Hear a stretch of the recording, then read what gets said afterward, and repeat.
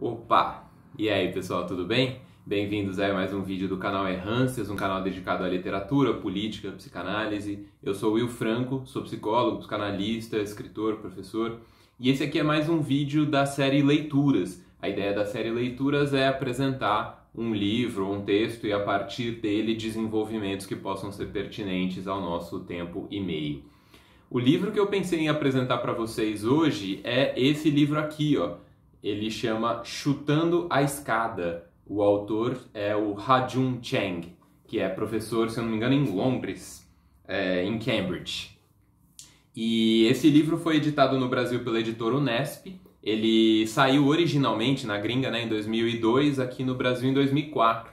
Então ele não é um livro novo, né, ele tem 20 anos do lançamento original. E eu também li ele já faz um tempinho. Eu quis trazer ele hoje porque eu acho que tem um elemento muito interessante do argumento, a gente daqui a pouquinho chega lá. O ponto do livro, ele é bem fiel ao título, né? O título completo dele é Chutando a Escada, a estratégia do desenvolvimento em perspectiva histórica. E quando ele fala de desenvolvimento aqui, ele está falando do desenvolvimento institucional, social, cultural e econômico dos países.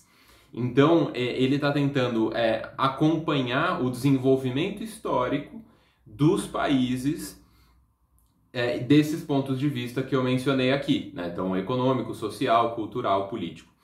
E o argumento principal dele está encampado nesse título principal, que é Chutando a Escada. Qual que é a ideia?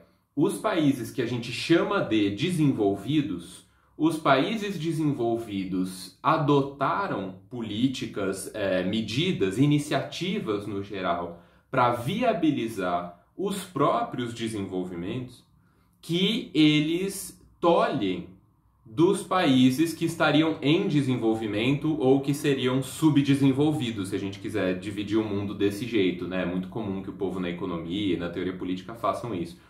Então, a ideia do Ha-Joon Chang é que os países desenvolvidos, eles promovem, eles estimulam e às vezes eles forçam medidas para os países em desenvolvimento ou subdesenvolvidos que são francamente contrárias às medidas que eles mesmos adotaram quando eles estavam em desenvolvimento. Então, o argumento do Ha-Joon Chang, para aproveitar o título dele, é que os países desenvolvidos chutam a escada do desenvolvimento. Então, eles fizeram uma série de medidas, eles se desenvolvem, eles conseguem encampar medidas sociais, culturais, políticas e econômicas que promovem um bem-estar financeiro, cultural, econômico, de qualidade de vida para a própria população e para a própria saúde institucional daquele país. E aí eles tolhem o acesso para outros países em relação àquelas mesmas condições, porque eles não permitem que outros países adotem essas mesmas medidas.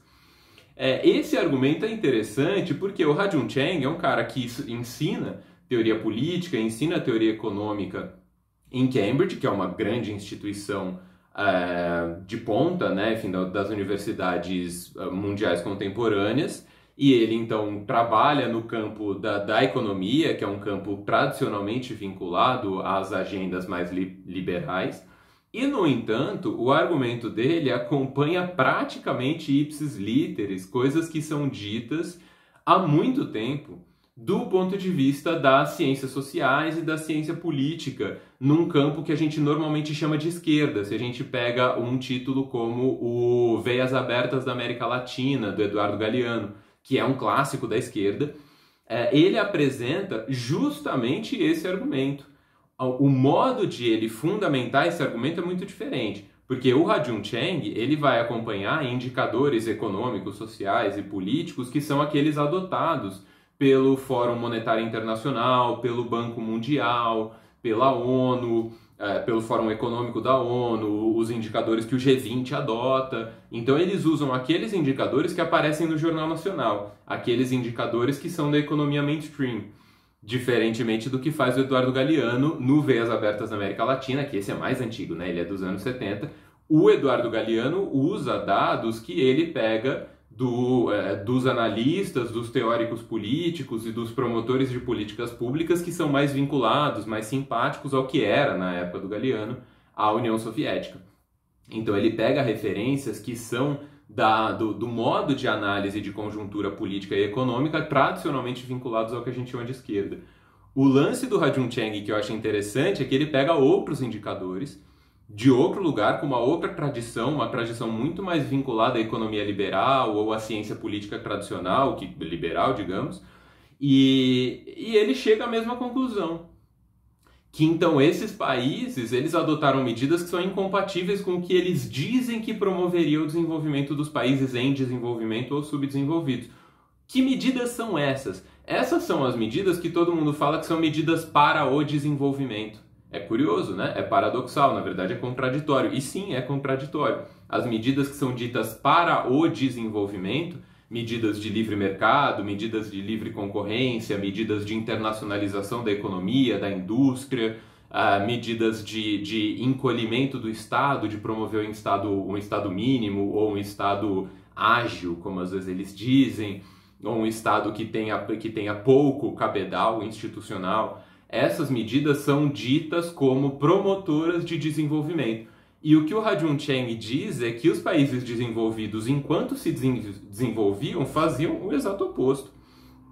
Por exemplo, medidas protecionistas. Ele vai mostrando por A mais B que todos os países, que a gente chama de desenvolvidos, adotaram medidas protecionistas de larga escala ao longo dos seus processos de desenvolvimento, enquanto eles se tornavam países desenvolvidos. Enquanto eles estavam em desenvolvimento, eles não faziam o que o Fórum Monetário Internacional, o que o Banco Mundial, o que a ONU e o que os padres aí do liberalismo e do neoliberalismo professam como sendo a fórmula mágica para o desenvolvimento. É o oposto do que os países desenvolvidos fizeram. Esse é um exemplo, tem alguns exemplos que são um pouco mais indigestos historicamente. Então, esses países desenvolvidos não respeitaram direitos trabalhistas mínimos ao longo dos seus processos de desenvolvimento. Eles adotaram, como eu já falei, medidas protecionistas, tanto do ponto de vista fiscal, do ponto de vista industrial. Eles tinham várias iniciativas ali que são contrárias ao que a gente normalmente vê aparecendo no jornal na TV, no jornal na internet, no jornal impresso, como sendo medidas que garantiriam desenvolvimento. E eu acho que isso é um elemento a mais, é uma história que já está então dita e redita. Tem o Ha-Joon Chang aí dizendo desde Cambridge, tem o Galeano que está falando isso há décadas, tem uma série de outros autores, que eu não vou perder o tempo de vocês aí falando, eu também não sou especialista na área, dizendo o que a gente deveria saber que aconteceria quando a gente estabelece o tipo de medida que o atual governo no Brasil disse que adotaria, que eram medidas supostamente para o desenvolvimento, para a internacionalização da economia e esse tipo de ladainha. No caso do Brasil, a gente tem um agravante a mais, que a própria ideia de que a agenda seria uma agenda liberal já era pataquada e já era sabido de antemão. O guru adotado era um guru que circulava bem nos palanques, era um cara que tinha uma história em uma ou outra instituição, mas não tinha experiência como político, nem como promotor de políticas públicas, nem no campo da economia, nem em nenhum outro campo. Sabidamente um sujeito muito fechado, autoritário, várias histórias que sinalizavam claramente que Paulo Guedes era um sujeito autoritário. Bolsonaro, nem se fale, Bolsonaro é um sujeito claramente muito autoritário, com medidas historicamente totalmente incompatíveis com qualquer agenda liberal. Não que isso seja bom, mas isso, enfim, o fato é que havia todos os indícios para a gente saber que não havia nenhum tipo de programa interessante para o Brasil, do ponto de vista da sua população, do ponto de vista da sua infraestrutura institucional, econômica, política, social, de direitos humanos, seja o que for, em vista do que estava sendo estabelecido ali desde a campanha.